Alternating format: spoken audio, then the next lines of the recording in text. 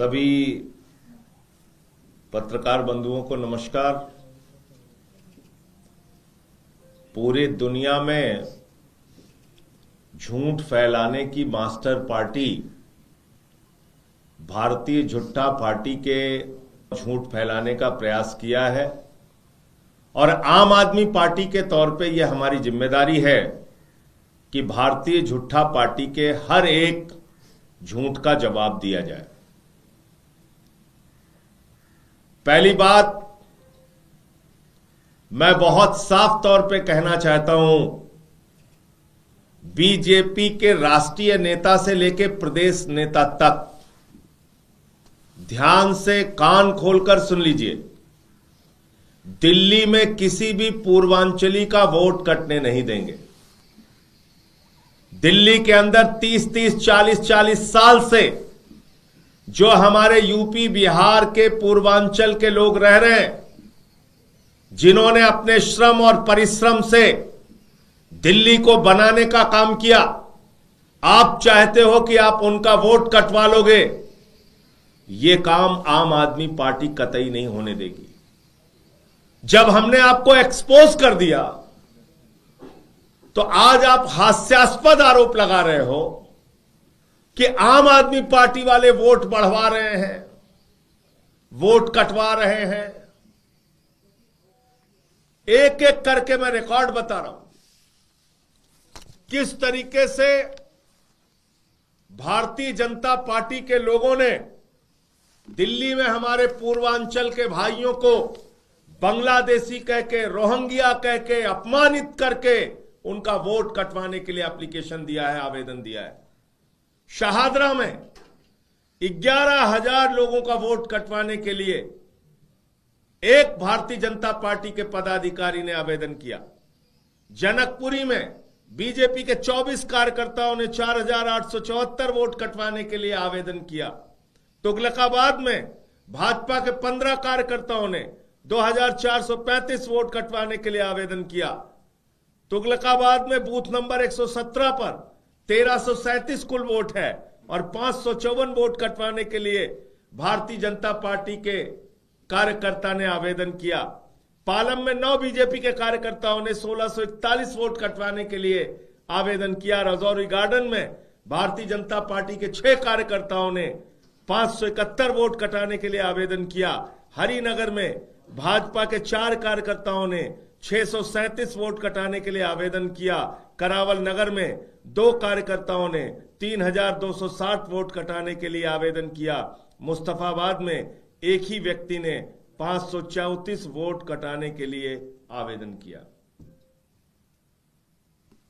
ये भारतीय जनता पार्टी के कुकर्मों का, उनके गुनाहों का, उनके पाप का लेखा जोखा है। आप पूर्वांचल के हमारे भाइयों को, यूपी बिहार के लोगों को बांग्लादेशी कहोगे, रोहिंग्या कहोगे, उनको गाली दोगे, उनका वोट कटवाओगे और सोचोगे कि मैं चुप हो जाऊंगा। सदन में भी आपसे लड़ूंगा और सड़क पे भी आपसे लड़ूंगा। किसी भी गलतफहमी में मत रहना, नंबर 1। दूसरी बात, फिर आज उन्होंने हास्यास्पद बातें की कुछ, और पता नहीं क्यों योगी जी से नाराज है। वो अपनी ही पार्टी की सरकार के खिलाफ आज बोल रहे हैं। भाजपाइयों, मैं फिर बार बार आपसे कहता हूं, तुम्हारा पढ़ाई लिखाई से कोई वास्ता नहीं है, तुमको कोई जानकारी नहीं है। तुमको सिर्फ एक ही चीज सुबह उठ के सिखाई जाती है, झूठ बोलने का काम कैसे करना है। मैंने आपको बताया था कि मेरी पत्नी ने अपना वोट कटवाने के लिए आवेदन 4 जनवरी 2024 को दिया। 4 जनवरी 2024 को यह आवेदन दिया जिला निर्वाचन कार्यालय सुल्तानपुर में। इसके अलावा ये वोटर लिस्ट है, मैं भेंट कर रहा हूं, और वीरेंद्र सचदेवा और उनकी पार्टी को और मोदी जी को, जो डिजिटल इंडिया की बात करते हैं, जाओ और सुल्तानपुर का जो वोटर लिस्ट है उसको भी चेक करो। इसमें मेरे माताजी का नाम है राधिका सिंह, पिताजी का नाम है दिनेश सिंह। इसके अलावा न मेरा वोट है न मेरी पत्नी का वोट है। ये वोटर लिस्ट है, ये पड़ी हुई है, देखो इसको। दूसरी बात, ये उस पूरे बूथ की वोटर लिस्ट है। मैंने कहा सिर्फ अपने हिस्से की वोटर लिस्ट निकलवाऊंगा, हो सकता है भाजपाइयों को थोड़ा बहुत शंका हो, बुद्धि कम है तो थोड़ा दिमाग उनका कम है, तो ये मैंने सुल्तानपुर के पूरे बूथ की वोटर लिस्ट मंगा ली है। इस वोटर लिस्ट में नाम दिखाओ बीजेपी के लोगों, पूरे बीजेपी को जोड़ो, इसमें इस काम में लगाओ। नंबर एक। 2, जब हमने लिख के आवेदन दे दिया, और मैंने स्वयं ने 2013 में आवेदन दिया, 2013 में जिला निर्वाचन अधिकारी सुल्तानपुर को लिख के दिया कि हमारा वोट काट दिया जाए, परिवर्तित कर दिया जाए। उसके बाद नगर पालिका का चुनाव राज्य निर्वाचन अधिकारी के देखरेख में होता है। वो कह रहे 2018 के नगर पालिका की सूची में मेरा नाम था। तो नगर पालिका की सूची तो योगी जी के कर्मचारी तैयार करते हैं, जाके देखो, उनसे बात करो। जब मैंने सूचना दे दी कि आप हमारा नाम यहां से काट दीजिए, मैंने अपनी जिम्मेदारी पूरी कर दी। अब किसी वोटर लिस्ट में, नगर पालिका की वोटर लिस्ट में मेरा नाम अगर था, तो उसका देखना, उसकी जिम्मेदारी कर्मचारी की है जो वोटर लिस्ट तैयार करता है। इतनी सामान्य समझ तो होनी चाहिए। इसलिए मैं फिर कहना चाहता हूं, पूर्वांचल के लोगों का वोट दिल्ली में काटने नहीं देंगे। उनको बांग्लादेशी रोहिंग्या कह के अपमानित करना बंद करो भाजपाइयों। तुमको पूरे दुनिया और देश के सामने हम लोग एक्सपोज कर चुके हैं। तुम्हारा चुनावी घोटाला हमने पकड़ा है। तुम दिल्ली में वोट कटवा के चुनाव जीतना चाहते थे, उन मंसूबों पे पानी फिर गया है। तो अब विचलित होकर तुम कुछ भी बोल रहे हो, तुम्हारे साथ हमारी संवेदना है, लेकिन ये सब मत करो, इससे कोई फायदा होने वाला नहीं है। दूसरी बात, आदरणीय कृषि मंत्री जी ने हमारी मुख्यमंत्री को चिट्ठी लिखा है। मैं समझ नहीं पाता कि भारतीय जनता पार्टी इतनी बेशर्म पार्टी है कि अभी भी किसानों के बारे में बात कर रही है। उनके अंदर इतना भी साहस है अभी भी कि वो किसानों के बारे में बात कर सकते हैं। जिस पार्टी ने 1 साल तक हिंदुस्तान के अन्नदाता किसानों को गुलाम की तरह दिल्ली की सड़कों पे, दिल्ली के आसपास बॉर्डर पे दुश्मनों की तरह ट्रीट किया, उनको पाकिस्तानी कहा, उनको खालिस्तानी कहा, उनके ऊपर गोलियां चलाई, लाठियां चलाई, आंसू गैस के गोले छोड़े। जिस भारतीय जनता पार्टी के गुनाहों की वजह से 750 किसानों ने अपनी शहादत दी, वो भाजपा किसान के बारे में बोल रही है। जिस भारतीय जनता पार्टी और नरेंद्र मोदी जी की सरकार की वजह से एमएसपी कानून आज तक लागू नहीं हुआ और अभी भी किसान पंजाब के अंदर डल्लेवाल जी अनशन पर बैठे हुए हैं, आमरण अनशन पर बैठे हुए हैं। जिस पार्टी, भारतीय जनता पार्टी की वजह से महाराष्ट्र का किसान आत्महत्या करने के लिए मजबूर है, देश का किसान आत्महत्या करने के लिए मजबूर है, वो पार्टी अभी भी किसानों के बारे में बात कर रही है। इतना साहस है इनमें। किसान का का आपके मुंह से नहीं निकलना चाहिए, किसान का का आपके मुंह से नहीं निकलना चाहिए।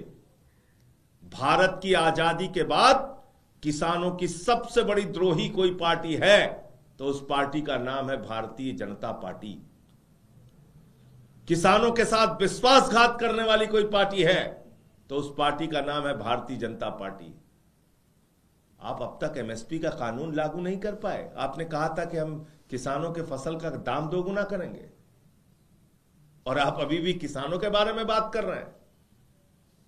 मैंने सदन में 3 काले कानून का विरोध किया था, मुझे सस्पेंड करके बाहर किया गया। शिवराज जी, घसीट के हम लोगों को बाहर किया गया सदन से।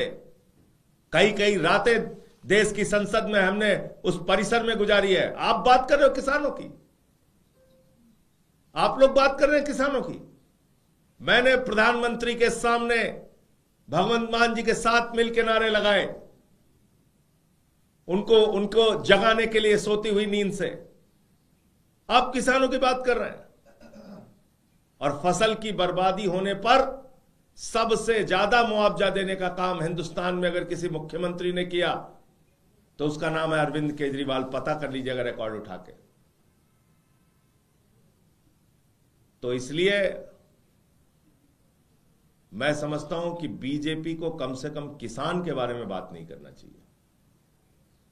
किसानों के साथ विश्वासघात करने वाली और 750 किसानों के शहादत के लिए दोषी, गुनहगार और हत्यारी कोई पार्टी और सरकार है तो भारतीय जनता पार्टी है और उसकी सरकार है।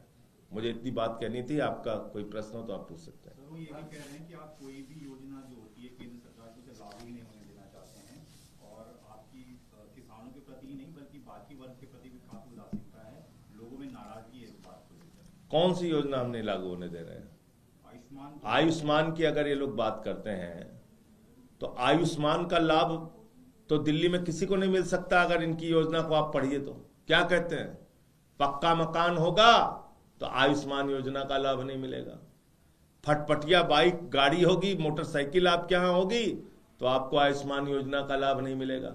10,000 की इनकम होगी तो आयुष्मान योजना का लाभ नहीं मिलेगा। क्या है आयुष्मान योजना? घर में फ्रिज होगा तो आयुष्मान योजना का लाभ नहीं मिलेगा। यह आपकी आयुष्मान योजना। या आप चाहते हैं कि हम दिल्ली में लागू करके दिल्ली में स्वास्थ्य व्यवस्था को ठप कर दें? जो अरविंद केजरीवाल दिल्ली के अंदर निःशुल्क चिकित्सा के लिए मोहल्ला क्लिनिक बना के लोगों को निःशुल्क दवाएं दे रहे हैं, निःशुल्क अल्ट्रासाउंड हो रहा है, इलाज हो रहा है, जिन्होंने संजीवनी स्कीम की घोषणा की है कि हम 60 साल के ऊपर के बुजुर्गों को चाहे वो प्राइवेट में हो गवर्नमेंट में हो फ्री इलाज देंगे। आप चाहते हैं यहां पे आयुष्मान लागू करके जो योजनाएं हैं हमारी बाकी सब बंद हो जाए, ठप हो जाए और उस आयुष्मान का एक भी व्यक्ति को किसी को लाभ ना मिले। देखिए क्या हालत है आयुष्मान की पूरे देश में।